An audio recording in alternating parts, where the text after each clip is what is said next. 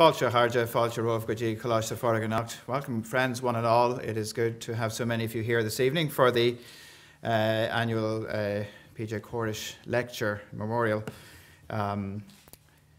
Great opportunity to honour the memory of someone who was a remarkable,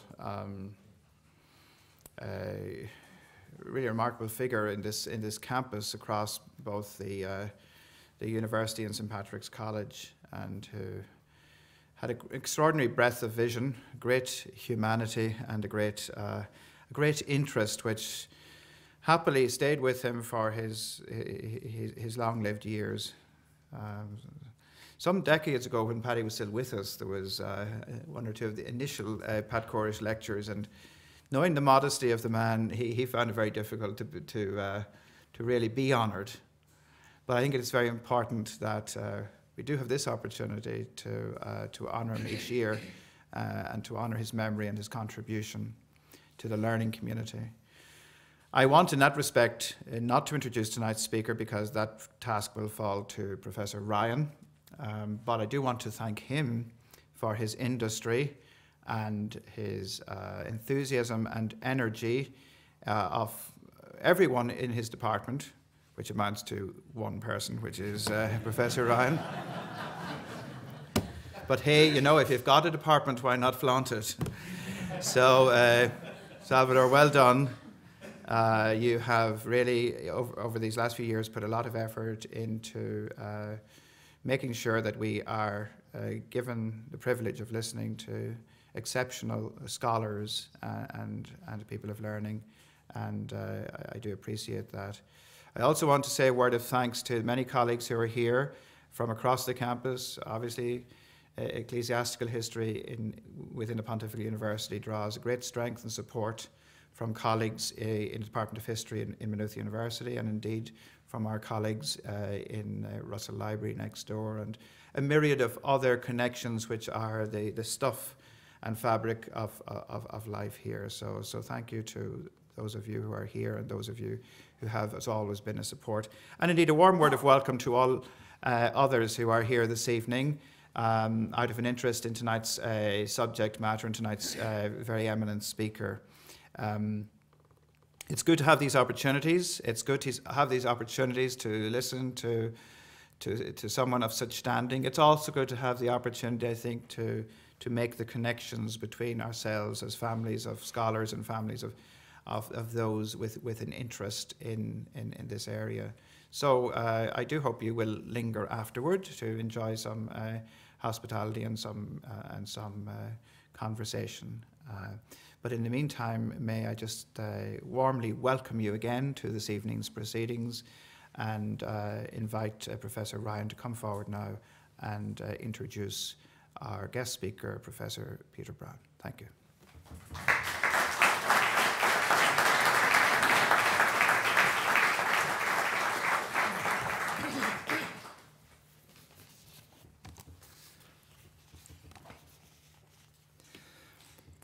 Augdroin Alskal Vanod, Augdroin Kalashta Forig, Manod, Aina Urka, Arina Ushle, Gulier. It is my great pleasure to introduce Peter Brown, who is the Philip and Beulah Rollins Professor of History at Princeton University.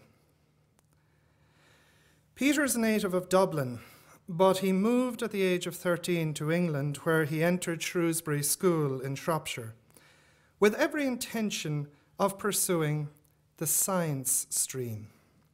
Now, as he himself recalls, his housemaster called him to his study to inform him that, "Brown, you did too well in the entrance examination to do science. You shall do Greek." And thus was the world of science deprived of what surely would have been an equally pioneering career. The rest, indeed, was history and made history. From 1953 to 56, Brown read modern history at New College, Oxford, and would subsequently be awarded a fellowship at All Souls College, Oxford, where he taught until 1975. He was subsequently Professor of History at Royal Holloway College, University of London, from 1975 to 1978, and Professor of Classics and History at University of California, Berkeley, from 1978 to 1986, before joining the faculty at Princeton.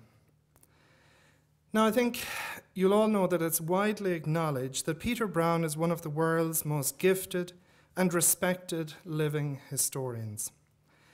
It's no exaggeration to claim that it's only once or twice in any given generation that a discipline is graced with a scholar of his breadth and erudition.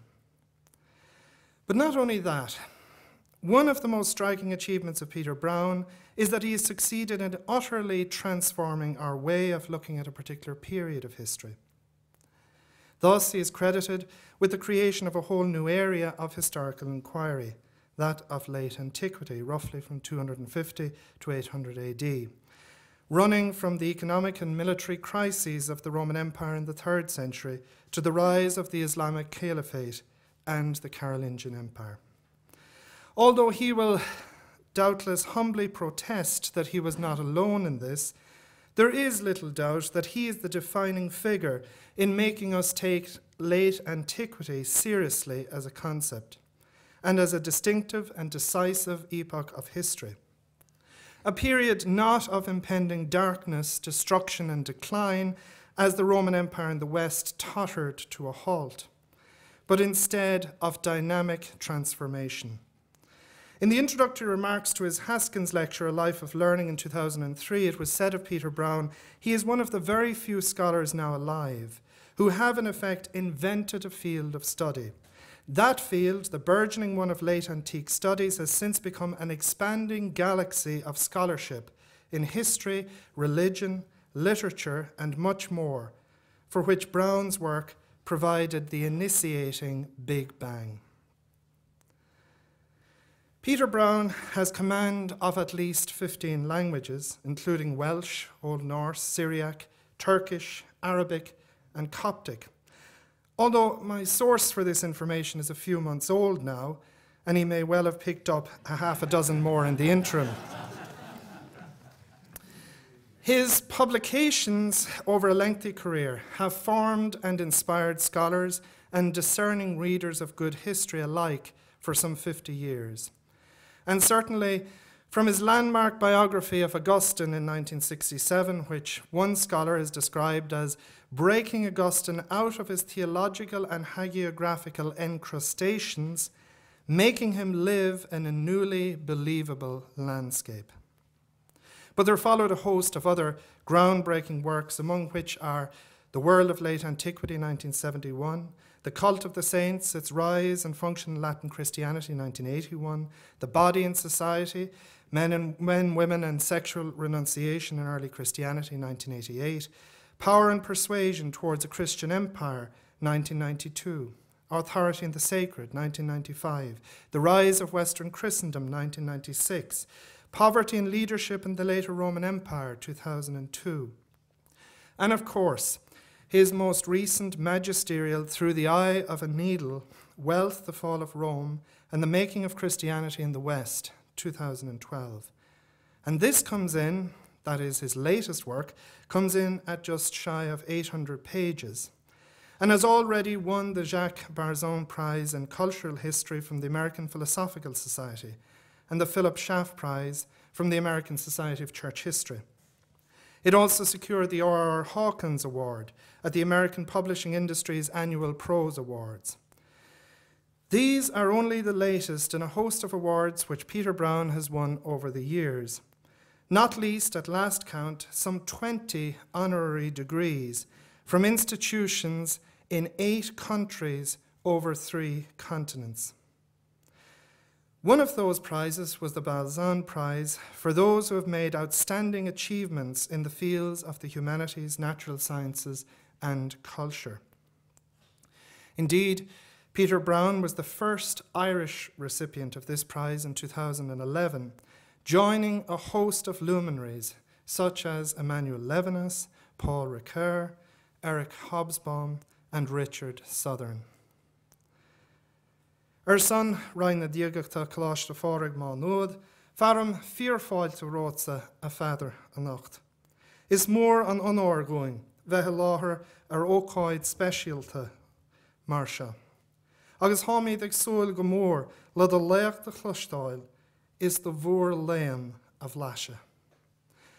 On behalf of the Theology Faculty at St. Patrick's College, Maynooth, I want to warmly welcome you here this evening, Peter. It's a great honor for us to be present at this special event, and we're looking forward very much to your lecture and to your sharing your breadth of learning with us as you address the topic of monks, labor, and the holy poor, early Christian monasticism between Egypt and Syria. Ladies and gentlemen, Professor Peter Brown.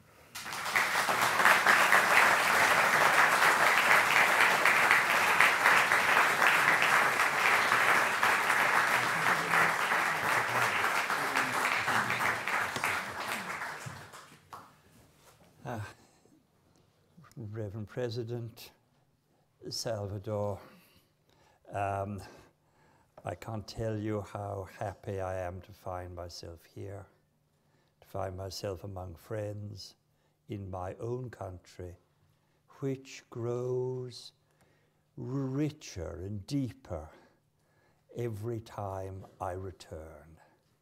I was here last in 1977 as an external examiner for the Maynooth History Department. I was lodged in the bishop's room. A very solicitous lady would light the turf fire for me every morning, and as this was December, I needed it. She would also place the breviary at the correct page on the prie-dieu. She thought I needed that. It's a huge honor to find myself among you, and I hope this is a very small return for that hospitality which I once experienced at the hands of Monsignor Corish and his colleagues on that occasion in 1977, so that when Salvador wrote to me that he would offer Irish hospitality, I said, great. That's a tradition that has survived. I jumped at it. So let me begin with reminding you that really only a century ago, few people would even have approved of me for bringing the monks of Syria and Egypt to your attention. For until recently, we'd all tended to be the heirs of Edward Gibbon, the first volume of whose monumental History of the Decline and Fall of the Roman Empire first appeared in 1776. Gibbon spoke with the sonorous and confident voice of the 18th century Enlightenment. For him, monks were unpardonable. They were dropouts. They were fanatics. He wrote of them with ill-disguised contempt as those unhappy exiles from social life impelled by the dark and implacable genius of superstition. I hope the community of Glenstal will pardon these words. And yet, nowadays, our attitudes have changed. To put it very briefly, we now tend to see the early monks who emerged in Syria and Egypt no longer as unhappy exiles from social life. What we've come to see, rather, is that far from being weird and wonderful dropouts, the monks acted much more as a catalyst for the social imagination of an entire society. Like many other extremist movements in other ages, early Christian monasticism was a sort of social seismograph. We can trace, often in exaggerated forms, like the rapid up and down movements of the needle on a on a seismograph the more silent earth tremors of the normal Roman society from which the monks broke loose. Furthermore, we can see how those who supported the monks did so because they saw their own social dilemmas writ large, again, as in the dramatic high lines of a seismograph, in the persons of the monks. What happened at this time was very like what happened later in the Middle Ages, when the extremist poverty of St. Francis and his followers arose as a comment on the boom and bust economy of the 13th century Italian towns, or when nowadays the mission of Mother Teresa in the slums of Calcutta has come to focus in dramatic personal terms the anxieties of privileged nations in the face of the seemingly limitless poverty of much of the rest of the world. In the same way, from the 3rd to the 6th century, monks were very much part of the life of distinctive regions of what is now the Middle East and Northern Africa. At that time, I must remind you, these regions were the eastern provinces of a Roman Empire that was already half a millennium old. Indeed, at a time when Gibbon described as the period of the decline and fall of the Roman Empire in the West, no such thing was happening in the East. In the East, the Roman Empire was still alive and well. Seen from the East, the end of the Western Roman Empire in 476 was a virtual non-date. This was because the eastern half of the empire was still backed by a buoyant economy, a world which we now associate only too easily with dry deserts dotted with ancient ruins, was thriving.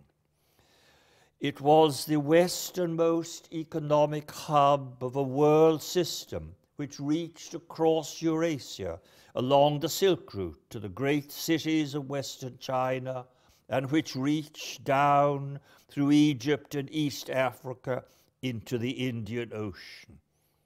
We must always remember that, by comparison, Western Europe, on which Gibbon lavished so much attention, as he traced the awesome revolution of the end of the empire in the West, was a peripheral and underdeveloped region perched on the far tip of Eurasia. But furthermore, the discovery of ever-increasing numbers of papyri preserved in the dry sands of Egypt and in other parts of the Middle East have now enabled us to look inside the communities of monks and of similar ascetics.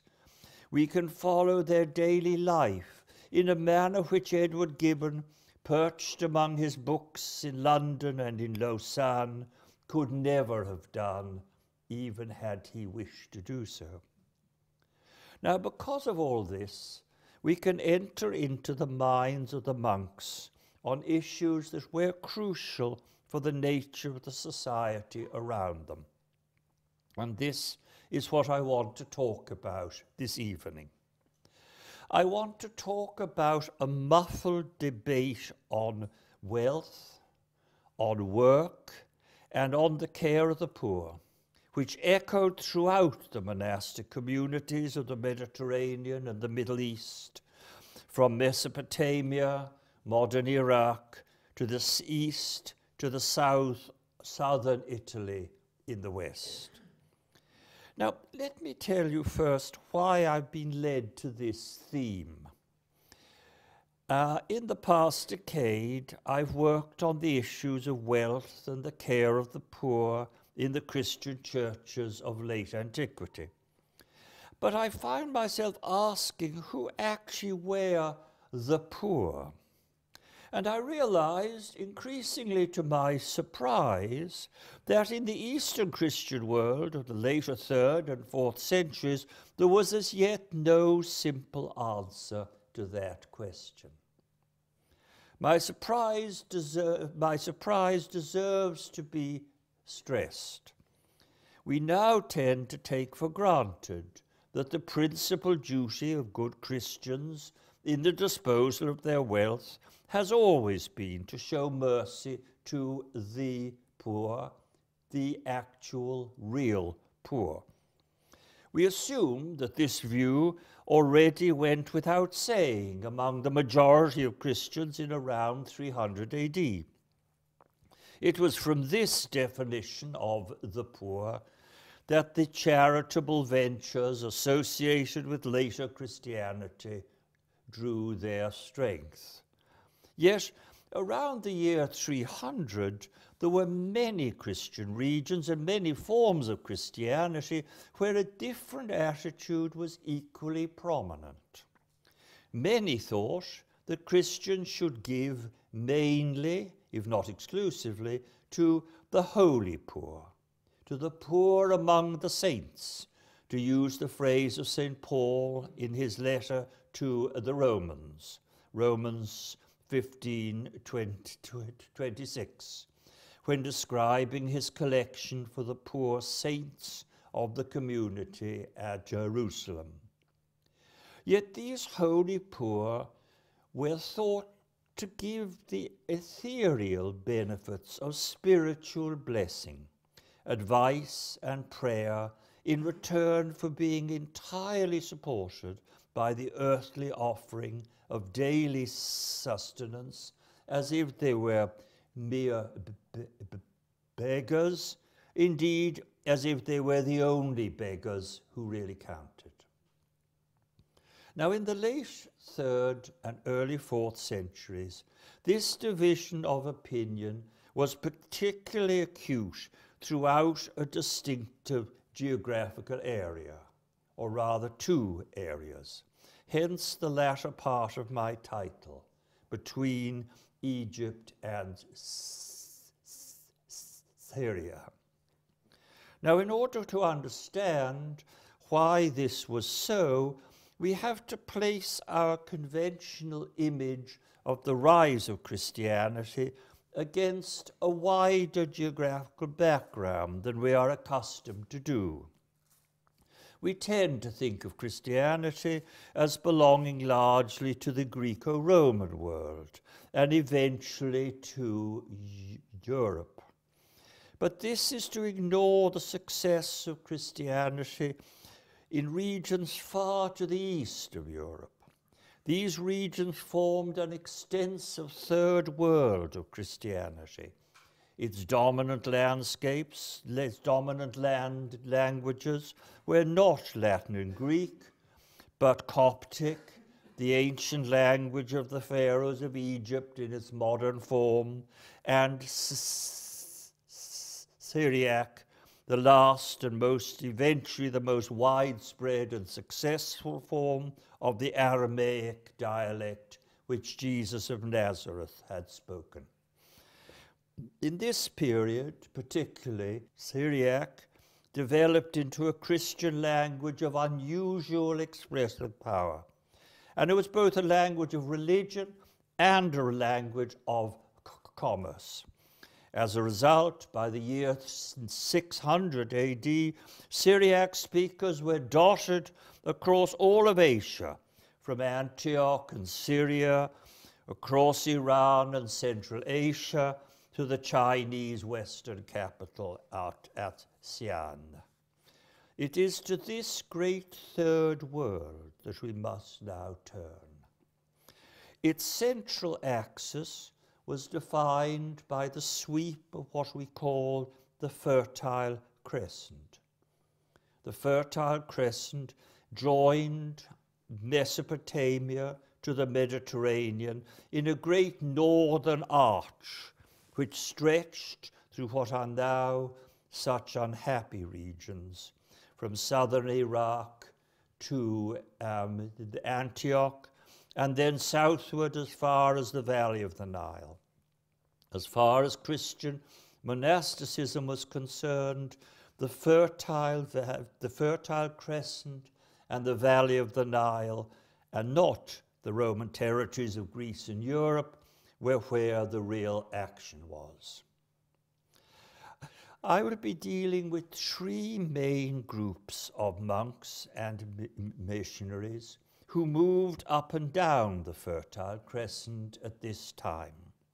The wandering Christian monks of Syria, the missionaries of the Manor Keys from Mesopotamia, and the more sedentary but equally vocal monks of Egypt. Now, already in the 270s, the Fertile Crescent was crisscrossed by extreme religious groups of Christian origin. Those who joined them expected to be supported entirely by the alms of those to whom they ministered. They were a striking lot. A letter that was written in the late 3rd century to direct the behavior of one such group warned them that when they passed through pagan villages, they should not burst out into singing the psalms, which they usually did to hearten the local Christians, lest they be mistaken for a troupe of traveling musicians. Other charismatic wanderers came from yet further to the east, from central Mesopotamia. They were the messengers of a new prophet, the prophet Mani, who had died as a martyr at the hands of the Sasanian king of kings in 277 AD. Though vehemently rejected by other Christians, Mani saw himself not as the opponent, but as rather the reformer of Christianity. He wished to be the Paul of his own age. He sent his emissaries as apostles to establish his holy church in all regions of the earth, from the Roman Empire in the west to the Kushan kingdom of Central Asia in the east. He had the sweep of vision of a man who knew that in Mesopotamia he stood at the crossroads of Asia. The Lord Zoroaster came to Persia. The Lord Buddha, the wise, came to the land of India. Jesus the Christ in the lands of the Romans came to the west, and Mani would come to them all. Mani's missionaries soon established themselves as the elect of his church. They ministered to local Manichaean communities whom were called hearers or catechumens.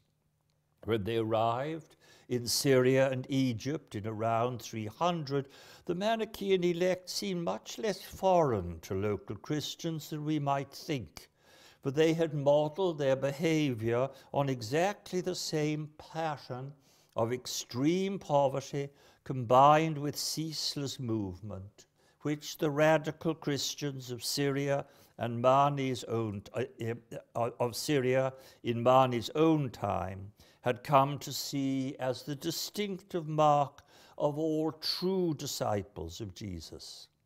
In the words of the great Manichaean Coptic psalm, the Psalm of the Wanderers, discovered in Egypt, they went from village to village.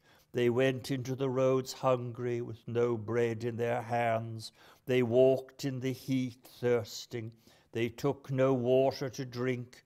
No gold, no silver, no money did they take with them on their way. They went into the villages, not knowing anyone. They were welcomed for the Lord's sake. They were loved for his name's sake. Yet these dramatic groups of wandering mendicant monks, Syrian Christian and Manichaean, were soon met by an alternative version of the monastic life, primarily associated with Egypt. It's to Egypt now that we must turn. In the Fayoum oasis, just south of the Nile Delta around Alexandria, in around 270. That is less than a decade before the death of Mani in 277, and we must remember well over a generation before the conversion of Constantine in 312, Antony, a young Coptic-speaking Egyptian and a comfortable farmer, the owner of an estate of some 200 acres, such as would have made him a leading landowner in his region, decided to move out of his village. He'd been converted on hearing in church the crucial passage from the Gospel of St. Matthew. Just then it happened that the Gospel was being read, and he heard the Lord saying to the rich young man, "If you would be perfect, go, sell what you possess, give to the poor, and you will have treasure in heaven." Matthew 19:21. Now we should note that the steps which Antony was represented as having taken at the time of his renunciation differed very significantly from the pattern established by his exact contemporaries, the holy warriors of Syria and the missionaries of the Holy Church of Mani. Antony did not take to the roads. He took rather to the desert, and he stayed there. He became known as the first hermit, as an heremitikos, from the Greek word herimos, the desert. He was a man of the desert, not a man of the open roads. His renunciation also was accompanied by a dramatic act of almsgiving to the real poor, selling all the rest of his portable wealth, his house, furniture, silverware, and clothes. When he'd collected all the cash realized by this sale, he gave it to the poor. Furthermore, once he had divested himself of this wealth, he refused to receive alms for himself. Although established in the desert, Antony was believed to have maintained himself by the work of his own hands. His followers imitated him with studied intensity. The words of St. Paul in his letter to the Thessalonians, in which Paul was at his most anxious to avoid the accusation of being himself a charismatic freeloader, became the mantra of the monks of Egypt. For even when we were with you, we gave you this command: if anyone will not work, let him not eat. 2 Thessalonians 3:10. And so, by the time that Antony died, in 356 AD, the debate between Syria and Egypt as to the correct form of monasticism, which had already rumbled for generations between Mesopotamia and the valley of the Nile, was brought out into the open. And what was this debate about? It is not only about who should receive alms from Christians, the holy poor or the real poor, wandering charismatics or the indigent local beggars. This was swamped by a much larger issue, and this was: how much was human society defined by the obligation of all humans to work for a living? How many members of this society could claim to be called by a religious vocation to live without patterns of work that characterize the life of the majority of their fellows? And last but not least, what claims, if any, did those who did not work have on the generosity of lay persons who supported them through pious alms? These were truly basic questions. They brought to the surface, in Christian form, millennial arguments on the nature of man and society. Different regions and different Christian groups answered them in very different ways. Their different answers revealed markedly different attitudes to society as a whole.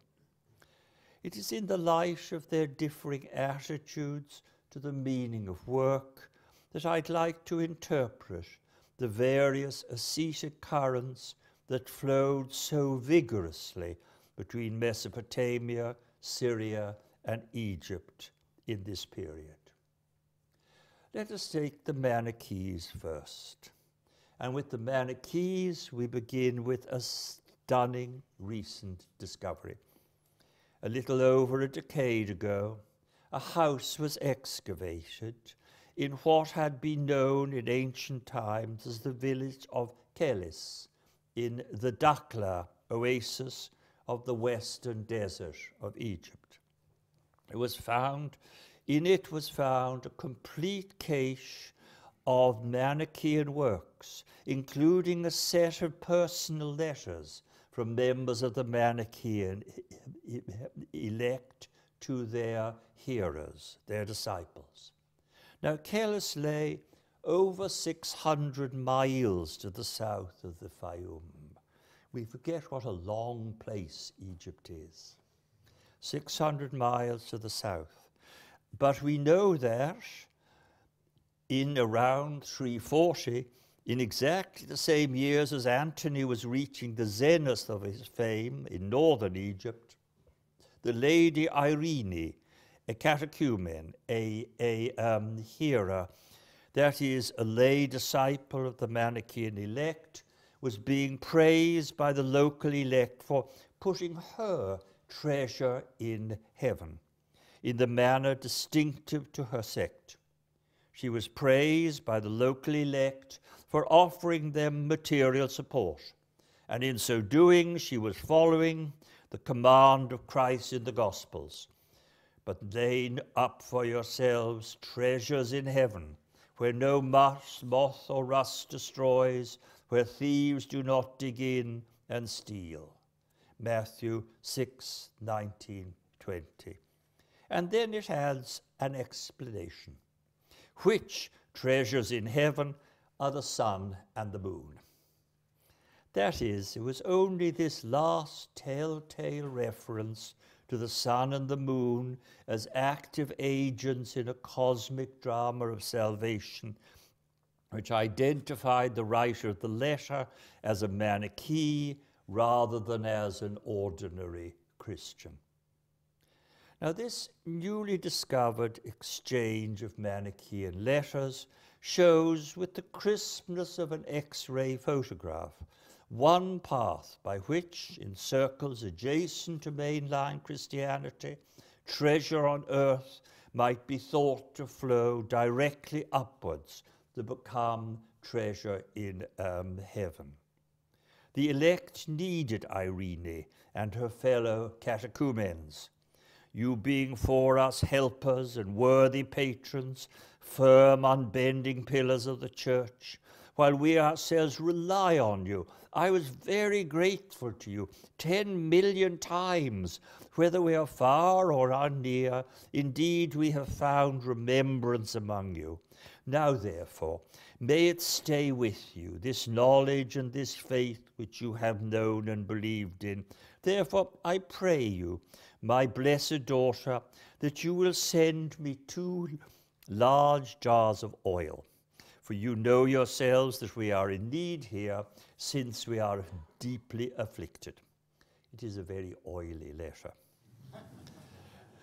But what did Irene gain from this exchange, and what views of the world were implied in it?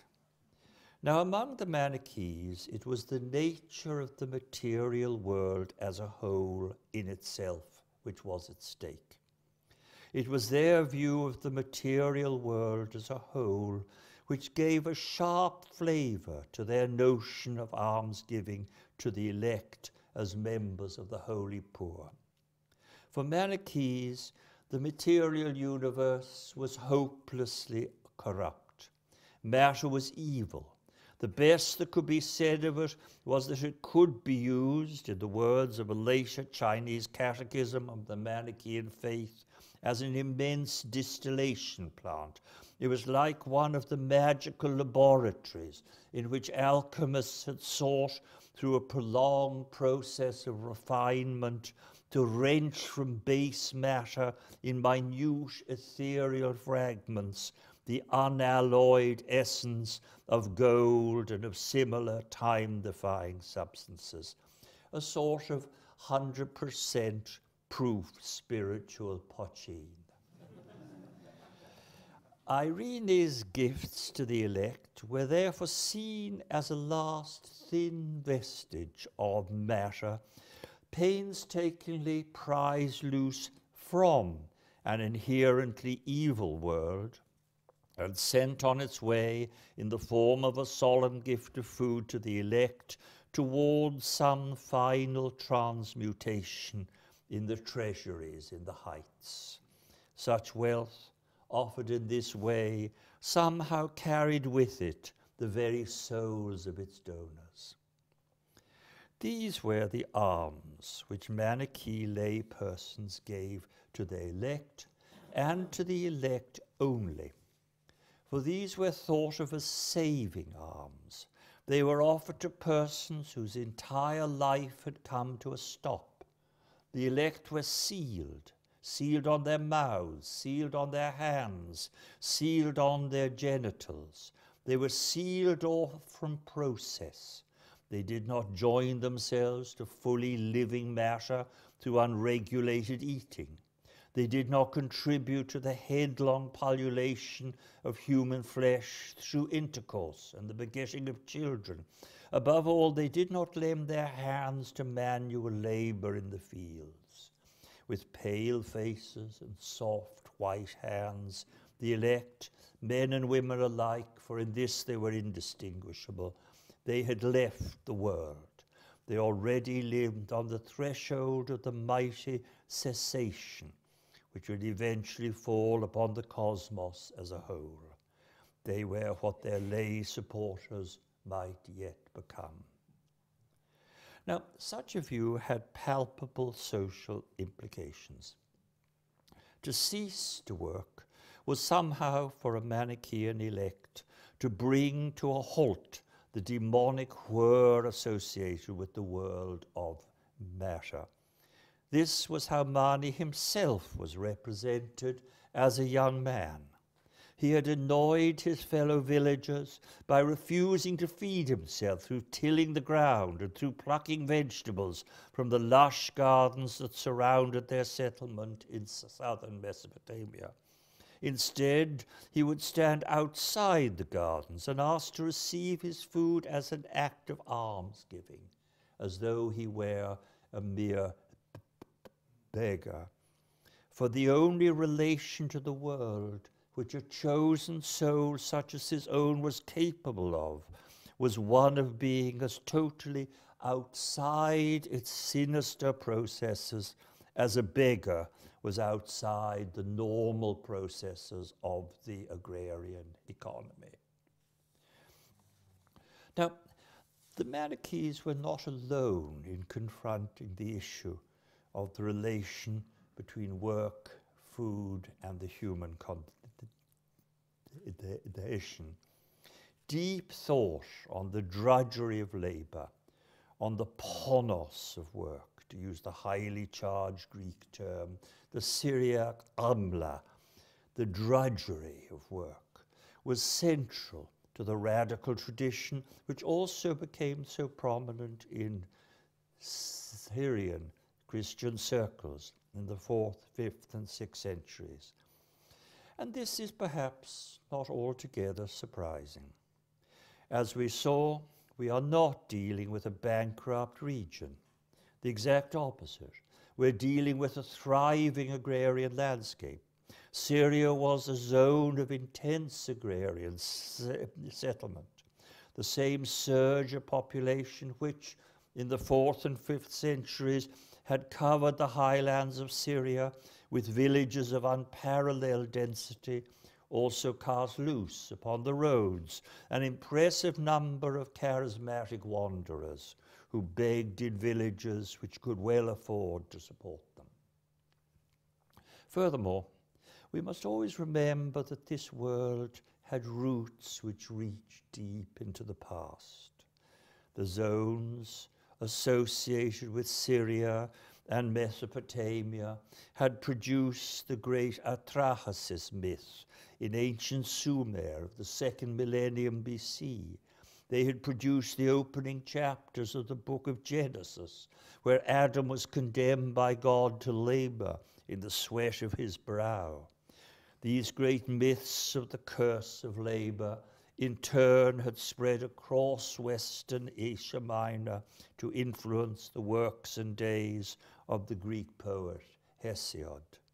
The careworn inhabitants of these regions of intensive agriculture had long wondered why it was that human beings had come, in the words of the Sumerian Atrahasis, to bear the drudgery, the dullum, imposed on them by the toilless gods. Seen against a truly millennia-long background, the exegesis of the fall of Adam and Eve into toil, which became current in a vocal, radical stream of Syriac Christianity, was only the last of a long series of sad ruminations, by means of which the settled populations of the Fertile Crescent had attempted to make sense, since at least the 3rd millennium BC, of the social trauma created by the agrarian revolution of the later Stone Age. Like all narratives of the loss of a golden age, where human beings had once enjoyed freedom from toil, radical Christian accounts of the fall of Adam and Eve presented human society as caught in the dull creek of Ponos, of drudgery. Unlike the Manor Keys, Syrian writers in this tradition did not believe that the entire material world had been corrupted, but they did believe, in no uncertain terms, that human society as a whole had fallen, and fallen deeply. Adam and Eve and their descendants had lost a first moment of sublime leisure. They had declined into the present careworn state of society, by which human beings were dominated by the need to work so as to eat, and by avarice for the land itself.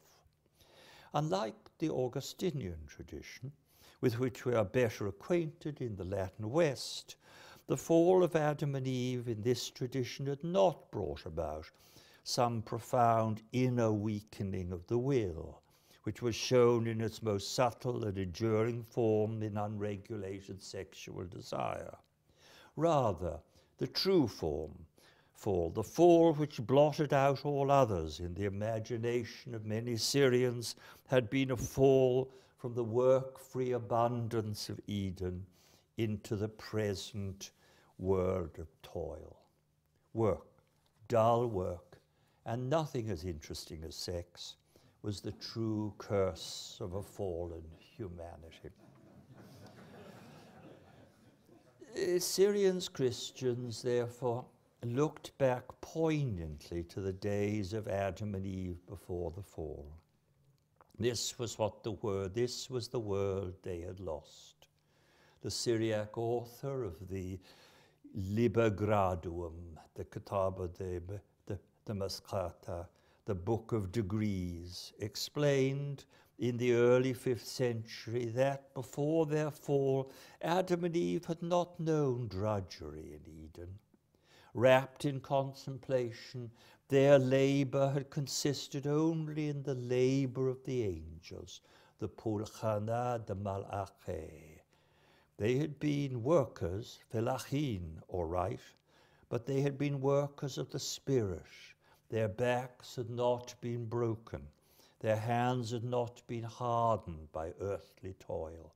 Their toil instead has been the weightless, ethereal toil of prayer, joining their voices with the angels in ceaseless praise of God, their bodies swaying gently but without violent effort as they bowed before him. Those who admired and supported the monks of Egypt, of Syria, of Syria. The monks of Egypt would be very shocked by that.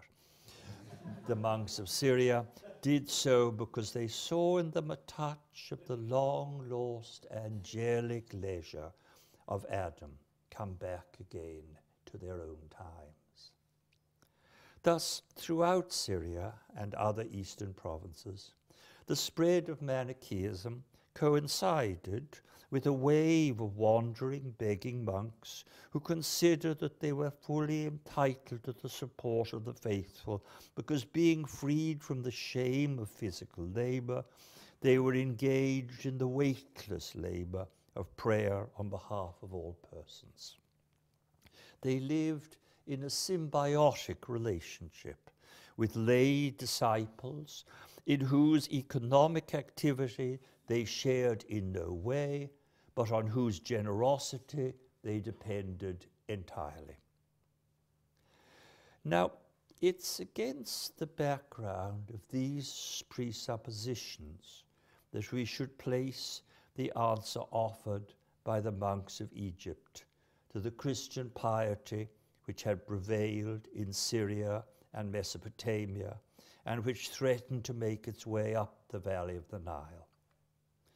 In the mid-4th century, the Christian regions of the East as a whole, Egypt and Syria alike, were as it were poised between two great and evenly balanced alternatives, represented by two conflicting views of, represented by two conflicting wings of the ascetic movement.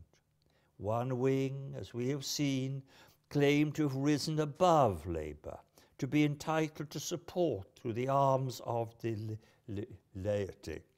The other wing, of which we know much more, because it came to be more fully represented in the monastic traditions of Western Europe, projected by contrast an image of ferocious self-sufficiency in which sedentary monks were expected to feed themselves by the work of their own hands.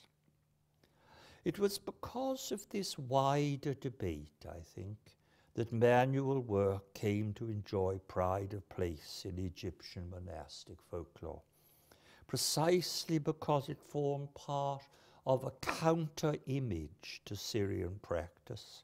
The issue of work in the self-image of Egyptian monasticism was peculiarly charged, and charged in a manner that was diametrically opposite from that presented in the Syrian world.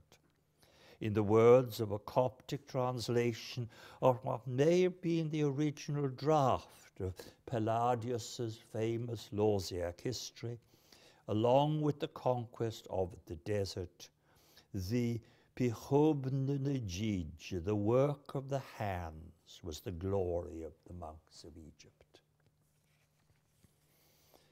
Now, why was this so? I would suggest that work was embraced in Egypt because it summed up the stance of the true monk to society and to the world around him.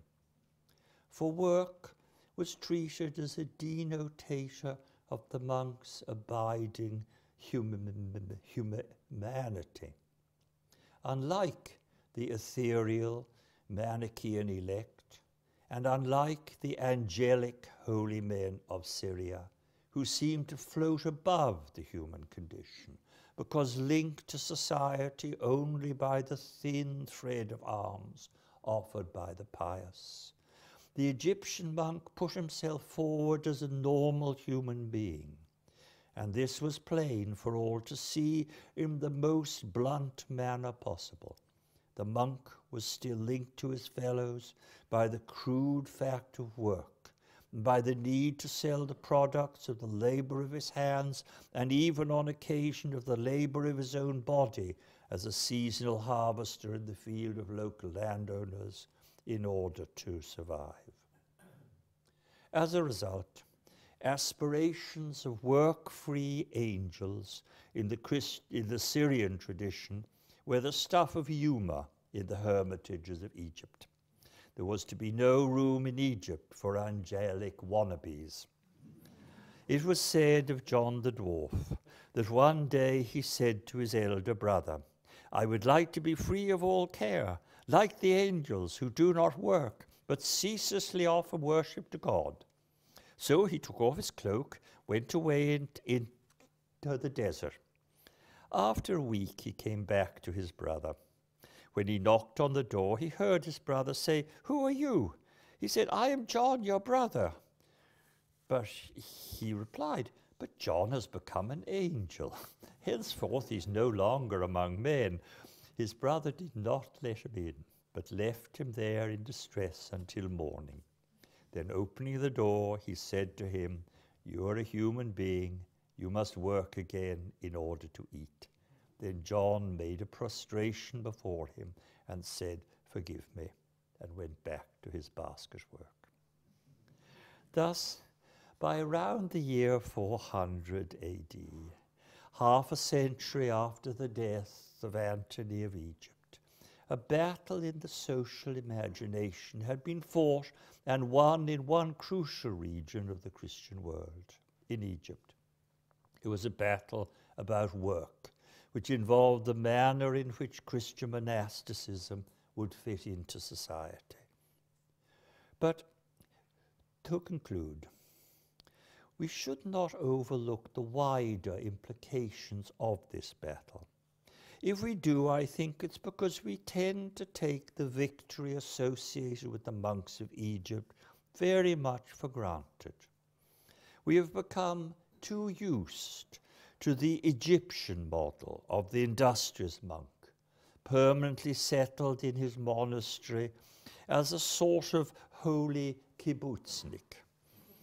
It was this image which eventually deeply influenced the rule of St. Benedict, which was drawn up for his monastery in southern Italy in the early 6th century. In later centuries, through the spread of the rule of Benedict, this particular version of monasticism became the model for the entire Christian West. We therefore assume that monasticism had always been like this. But this was by no means the case. If we look out at the great third world of Christianity, in Egypt and the Middle East, we find a very different social and religious landscape. We need to appreciate again, I think, the power, the sheer geographical extent of the alternative model represented by the Manor Keys and by the angelic monks of Syria. For when seen against the spacious background of Eurasia as a whole, the Manor Keys and the monks of Syria were the norm, and the self-supporting communities of Egypt and later of the West were the exception. Looking at the world from Mesopotamia rather than from Carthage or Rome, it's quite possible to imagine the emergence of a Christian monastic landscape that closely resembled the spread of the Sangha in Buddhist countries, communities, that is, of ascetic virtuosi, fed by their laity as part of an unceasing spiritual exchange by which matter in the form of food, clothing, and housing was offered in return for the ethereal spiritual goods of prayer and preaching. In following the fortunes of Christian asceticism across the Fertile Crescent, from Syria to Egypt, we have the privilege of listening into one end of a debate on labor and monks that was as wide as Eurasia itself. The outcome of this debate ensured that large parts of the Christian Middle East and Western Europe did not become what Eurasia, east of the Pamirs, northern India, Central Asia, Western China, did become at exactly this time, in precisely that in the 4th, 5th, and 6th centuries. To use the words of the great Chinese Buddhist pilgrim of the late 4th century, Fa Xian, who walked all the way from China to India, following the route of the Buddhist Sangha, along a chain of monasteries, each one totally supported by the arms of the laity. For Facien, these Buddhist regions were, in his neat phrase, lands of the begging bowl. Europe and Byzantium did not become what most of Eurasia did become. They did not become lands of the begging bowl. But nor should we underestimate the consequences of the victory in parts of Byzantine Christianity and in the early medieval Latin West of the particular imaginative model of society implied by an emphasis on the labor of the monks. Put in a nutshell, human society and the human suffering associated with real divisions between rich and poor took on a density that was somehow lacking in the cosmic option of the Manor Keys, and even, for all their manifest compassion shown by their saints, even in the angelic option of the Syrian wanderers. For both these, Manor Keys and Syrian wanderers, human society somehow lacked substance, dwarfed by the majesty of a fallen cosmos, as with the Manor Keys, or overshadowed by the great sadness of Adam's fall into a world of toil, as with the monks of Syria. The present-day organization of society itself, its all too palpable divisions between rich and poor, represented but a thin sliver of the human condition. The division of rich and poor seemed insubstantial compared with the stark division between the freedom of a spirit-filled few and the dull servitude to material things in which the majority of humanity, rich and poor alike, found itself caught. By contrast, by claiming to live from the labor of their hands, the monks of Egypt asserted that they were not angels. Rather, they were fully paid up human members of a human society, a society characterized by sharp contours. They were linked by labor to the sufferings of that society. As a result, they found themselves responsible for alleviating its all too real ills through real labor. They worked not only to support themselves, but to fulfill a social duty by giving alms to others. Now, the monks of Egypt have all too easily been dismissed, as by the majestic Edward Gibbon, as no more than unhappy exiles from social life.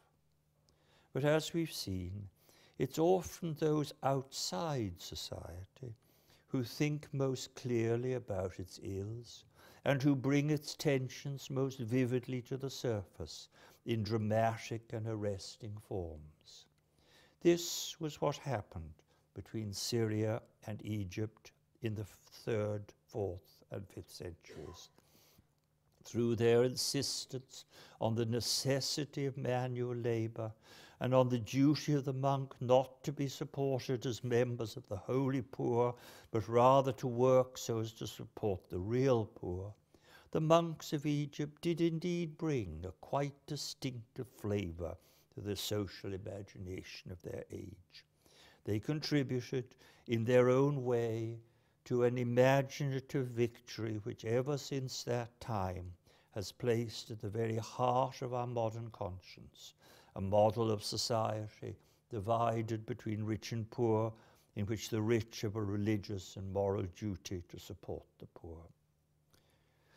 So let me end in Egypt with the little-known words of the great Coptic monastic prayer to the Archangel Michael. We find the intercession of Michael in the strenuous work of our hands, in the quietness of the oxen and the growth of the lambs, in the body of the vine and in the gladness which is in the wine, in the fatness and the savor of the olives. We find the intercession of Michael also when he is gentle towards those who are weary with toil and when he gives them strength. Thank you.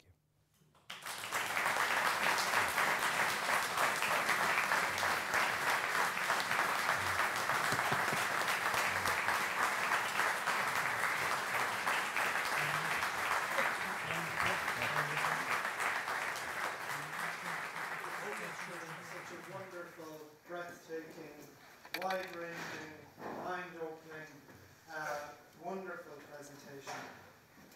We have now some moments for questions or comments, but as you can see, this event is being recorded, so just for the sake of the recording, if you first of all could keep your question as short as possible, and secondly, because that will enable Professor Brown to repeat the question in the microphone so that it will be picked up. So we'll take some moments for questions, and again, to keep them as short as possible, it would be wonderful. Yes? If we generalise, could we trace the Protestant work ethic back to the Egyptian monks? What? Yeah, could we trace the Protestant work ethic? Heaven forbid anything that Max Weber tells me to believe, I don't believe. On the other hand, I think there's a lot to be said for that, in the sense that one of the very interesting things about late antiquity is the development of what one would call a desacralized world, in which work is just work. The very fact that almsgiving is minutely, I mean, if you look at Egyptian monastic accounts or stories of the saints, what's fascinating is this is not a world of splendid gestures, it's a world of pounds, shillings, and pence. They really nickel and dime. And I think that's why we have so many actually invaluable monetary statistics about Egyptian monasticism, because even small amounts of money counted and were important. So as long as I don't agree with Max Weber, I'm quite happy to agree with you. Yes. Thank you very much, Professor. That's fantastic. I was wondering, sometimes medieval monasticism is associated with the aristocracy, and I'm wondering if that's the same in Egypt, if there's a class difference. Yes, you ask actually very wisely, what is the class basis of this monasticism, Syria and Egypt? I think one thing we have to bear in mind is that we tend, when we study late Roman society, particularly the role of Christianity, to over-aristocratize it. If anything, Egyptian monasticism certainly has room for the prosperous landowner and what one might call, though it's terminally uncool to talk about an ancient middle class, but if you want to be uncool and talk about a middle class, it's in the Christian church you will find it. So what I mean is that you're not looking at a situation of aristocratic patronage, not at this time, such as we would automatically look for in, say, Francia of the 7th century. Instead, you are dealing with a society where there's a lot of money going around in relatively small units. This is very much the case in Syria. In Egypt, I think we tend to exaggerate the speed with which a major aristocracy did form in the 6th century, where by that time, with their paeans, with their basically kept monasteries, you could be in the Merovingian world. But this is not the case for the 4th and 5th centuries. But this is something well worth looking at in detail and probably generation by generation. In the society that you're describing, there's of course a distinction not only between rich and poor, but also between free and servile. And I was wondering how you would fit servitude into your paradigm of poverty and labor, of Christian poverty and Christian labor. One of the great paradoxes of Christian thought is that it just doesn't fit them in. The extraordinary degree to which slavery is taken for granted. And I think what's important about this is the extent to which what we would call medium Christians are often small slave owners, so that their sense of being a democratic people of the Lord is the sense of people who actually own slaves, even at a very low social level. So I think that it's hard for us to get our heads round a society in which the slave is all important but invisible in terms of social categorization. This doesn't mean that Christians did not encourage emancipation of slaves, of individual slaves.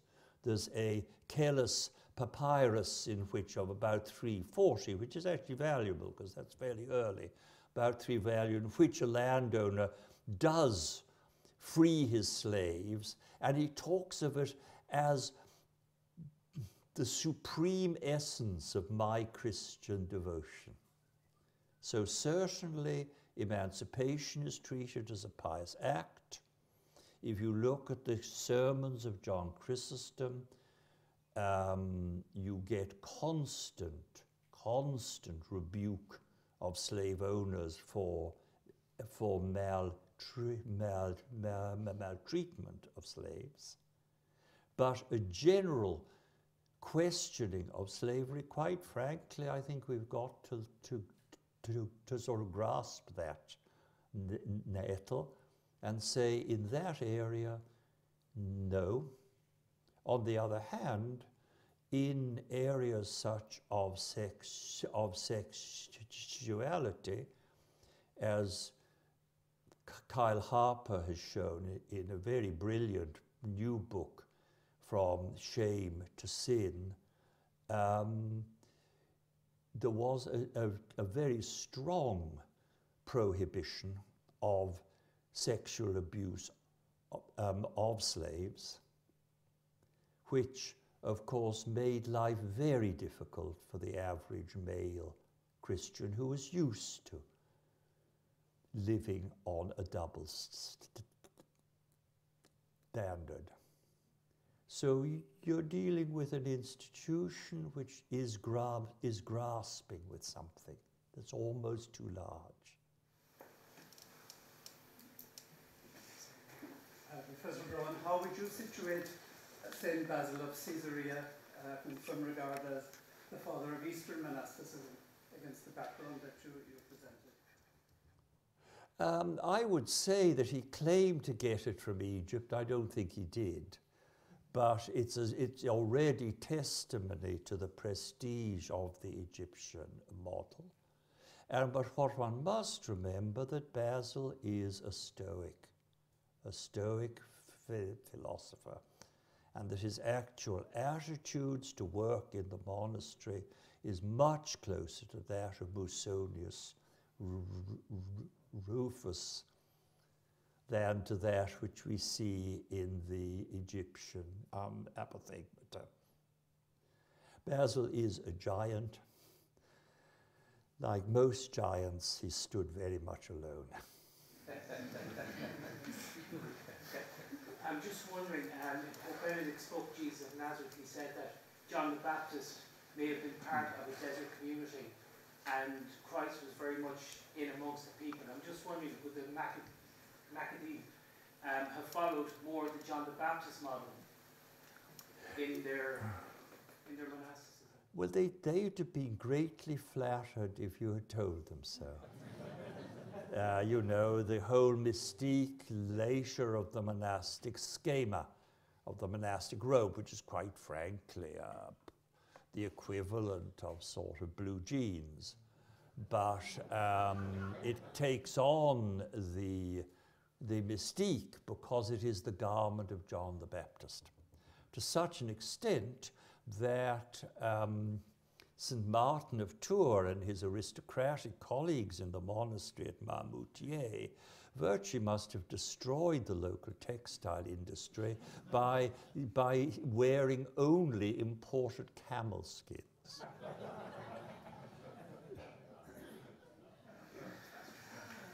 Yes? In the early monastic period in Egypt, we see a lot of people referred to as stele dwellers, which lived high up on pillars or were other such hermits. How did they fit in with the largely work-centered community of monastics? One thing is they're mainly a Syrian and northern Syrian phenomenon. Now, we do have examples. There's one very interesting papyrus in which a stylite hires a donkey to bring water to him and the monastic community at his foot. This is a relatively late papyrus, and by that time stylite could be a sort of honorific term. But the real stylitism, that is quite literally the mountain ridge of the Jebel Saman and the Jebel Barisha, just dotted with towers, each of which had a stylite, like these awful wind veils nowadays. That is a very northern Syrian phenomenon and was actually long identified with this. When Daniel the Stylite came to Constantinople and set up his pillar, he was obviously treated as a Syrian. And there I think I should correct one thing which I found myself realizing as I read this. I used the word wandering, and maybe that's not quite right. If you look at, say, Buddhism, you find that Buddhist monks don't cover large distances. The important thing is that they break down compartments. That is, you wander from desert into city, city back, and so that if you go for a non-place, like the top of a column, or the bottom of an empty cistern, or a tomb, you are wandering in the sense you have broken a primal boundary between the cultivated and the sort of uncultivated. So I think I was using the brilliant title of Daniel Kahner's book, Wandering Begging Monks. But the idea is that monks were wandering all the time is more a bishop's nightmare than a historical reality.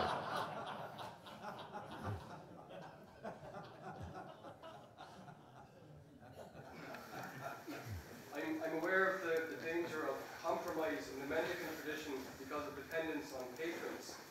And I'm thinking of Irene and the oily letter that was written to her. And I wonder, is there evidence of Syrian mendicants being subject in any way to patrons in ways that their Egyptian counterparts might not have been because they were dependent? I'm sure Egyptians would have told you instantly, we are not dependent because we work. But any ancient philosopher would have told you that. You must remember the tremendous prestige of the philosopher who owed nothing to anybody. The true freedom of a person not caught in a web of reciprocity. So that is certainly the case. Now, could you repeat your question? Because I think there is more to it than that. Were the Syrian monks subject to patrons? Yes. It seems that for a longer period than we expect, they actually weren't to such an extent. One shouldn't generalize that. We know about the monks of Syria, for instance, through Theodorus of Kyros's religious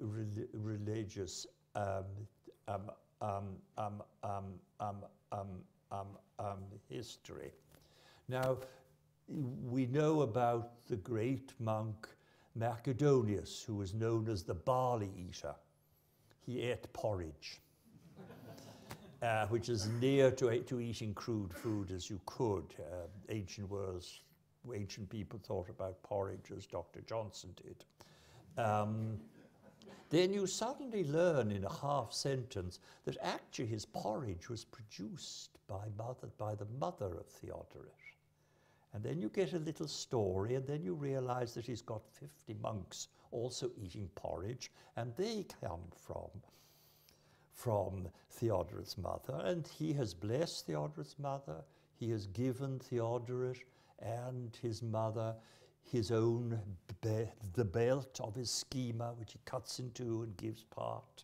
So yes, behind it there are patrons, but certainly in the 4th and early 5th century, there are no dominant patrons. I think that would be my answer, and it is interesting that the zone of activity of these stylite saints are precisely the mountain villages, which, as far as we can tell, are prosperous but not totally dependent on the great landowners. So there is a social map by which stylites turn up and continue to turn up in relatively autonomous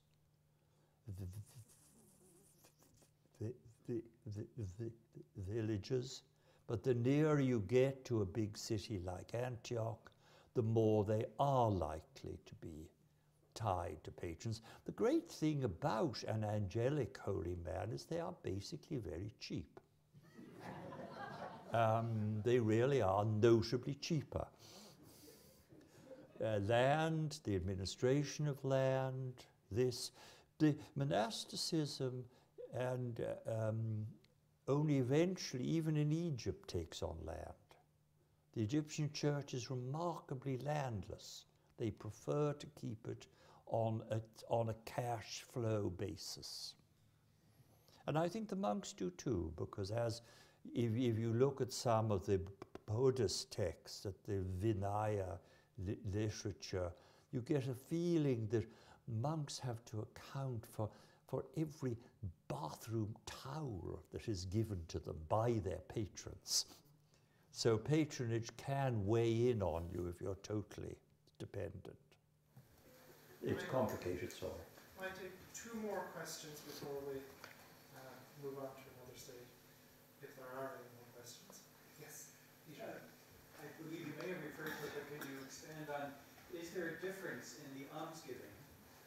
Is it focused to a greater extent outside of the Christian community or primarily within the Christian community? In other words, taking care of the Christian poor before... Oh, I think Christians reacted very much as Jews did. You support your own group first, but as Talmud said, for the sake of peace, you include non-Jews. And I think many a Christian, we should not think of early Christians scattering their wealth to the world in general. It was very much to the family of the faith. And they really did mean that. What happens is, in the 4th century, emperors insist that they have more extensive care of the poor, partly as a return for their privileges. So in some ways, they have massive charity. I mean, truly, by our standards, truly non-confessional charity forced upon them.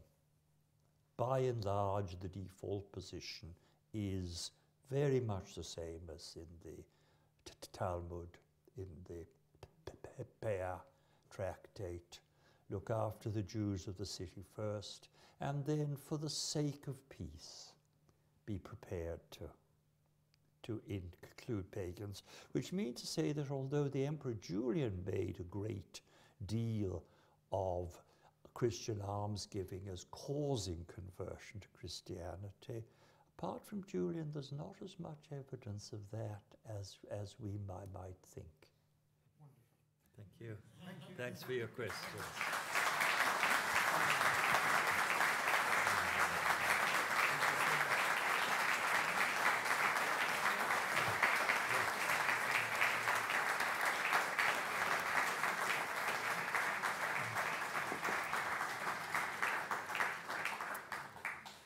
So it only remains for me to say a few concluding words of thanks.